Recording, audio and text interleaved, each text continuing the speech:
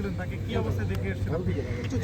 আমি বেসিক্যালি সবসময় চেষ্টা করেছি তার কাছে পৌঁছানোর, কিন্তু বারে বারেই আমাকে ফিরিয়ে দেওয়া হচ্ছিল যে আইসিইউর ভিতর আসলে কাউকে ঢুকতে দেওয়া হচ্ছে না, কিন্তু আমার মন মানছিল না।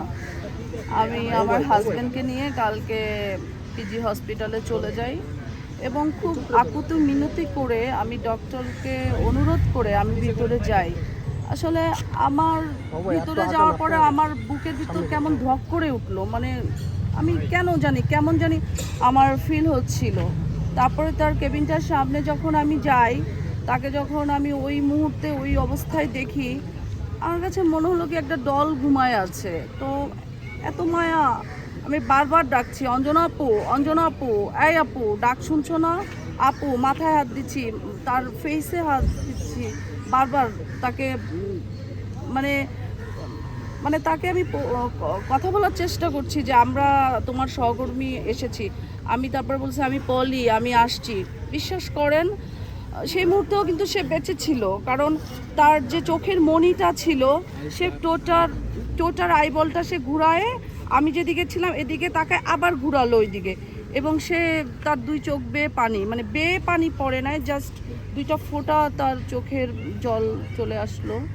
এবং আমি তখন কর্তব্যরত যে ডক্টর ছিল তাকে বললাম যে একটু টিস্যু দেন, আপু তো কান্না করছে, চোখে জল চলে আসছে, একটু মুছায় দেই।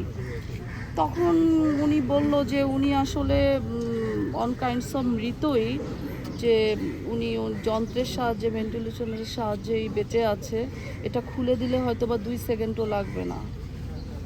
আসলে এরকম একটা এইভাবে যে আমরা অঞ্জনা আপুকে দেখবো, এটা আমরা কখনো কল্পনাও করতে পারিনি। অঞ্জনা আপু ছিল আমার মায়ের মতো, আমার তো মা নাই পৃথিবীতে। তো অঞ্জনা আপুর ফোনটা সবসময় মাসে 1-2 বার আসতোই, এবং যখনই সে কল করতো 1-1.5 ঘন্টার আগে সে কল ছাড়তো না। তার অনেক অভিমান ছিল চলচ্চিত্রের, বিশেষ করে 2টা হিরোর প্রতি তার অনেক অভিমান, অনেক অভিশাপও দিয়ে গেছে, আমি নাম বলতে চাই না। তো মানুষ মরে গেলে যে মায়া কান্না তারা করে, আসলে এটা বেঁচে থাকতে কেন তোমরা সেই সহানুভূতিটা দেখাও না?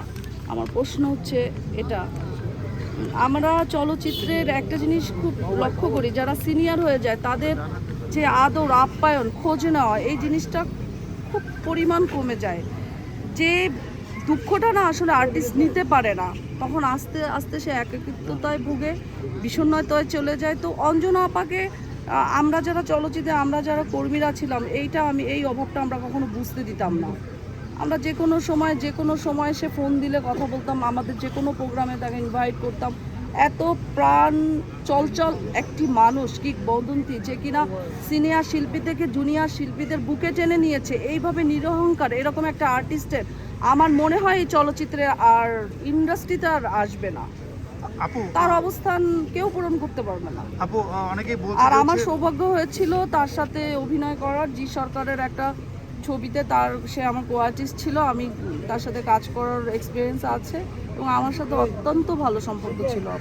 আপু, অনেকেই বলছে যে অঞ্জনা আপুর গায়ে কিছু আঘাতের চিহ্ন ছিল, আপনি যেহেতু শেষ পর্যন্ত সেখানে ছিলেন, আপনি এরকম কিছু দেখেছেন কিনা?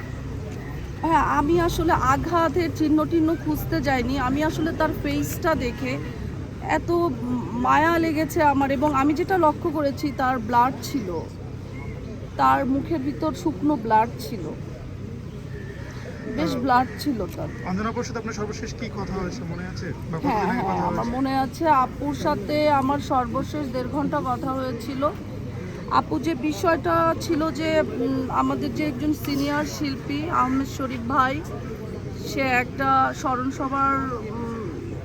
স্মরণসভা করেছিল রিজেন্সি হোটেলে, তো ওখানে আপুও ইনভাইটেড ছিল। তো আমি চেয়েছিলাম, আমি সবসময় যেটা করি, কোনো যদি ফিল্মের কোনো প্রোগ্রাম হয়, আমি চেষ্টা করি যে আমার সাথে আরও কোন নায়িকা যাবে। তো আমি আশা করেছিলাম যে আর কেউ না যাক, অঞ্জনা আপু যাবে। তখন অঞ্জনা আপুকে ফোন করার পরে অঞ্জনা আপুর সাথে আমার 1.5 ঘন্টা কথা হয়।